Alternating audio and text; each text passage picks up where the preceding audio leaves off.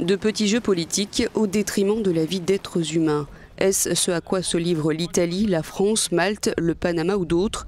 Les ONG SOS Méditerranée et Médecins sans frontières appellent désespérément Paris à accueillir l'Aquarius à Marseille pour y débarquer les 58 migrants qu'elles ont secourus en mer, sachant que le navire humanitaire devrait perdre son pavillon panaméen en touchant terre. Nos demandes sont claires. Nous demandons, sans trop d'illusions, au Panama de revenir sur sa décision. On peut être pour, contre ce que fait l'Aquarius, mais l'outil d'état de droit ne peut pas être que les États eux-mêmes violent le droit. Ça serait une honte que parce que nous sauvons, nous ne puissions pas avoir de pavillon.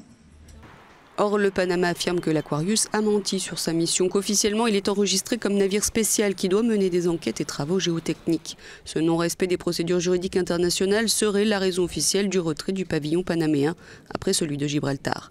SOS Méditerranée demande donc à présent aux pays européens de fournir un pavillon à l'Aquarius.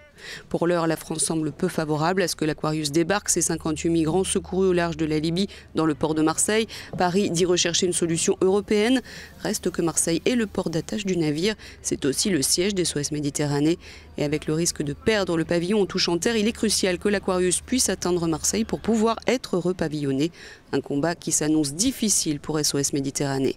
Cette année, l'Aquarius a sauvé environ 2000 personnes d'une mort certaine.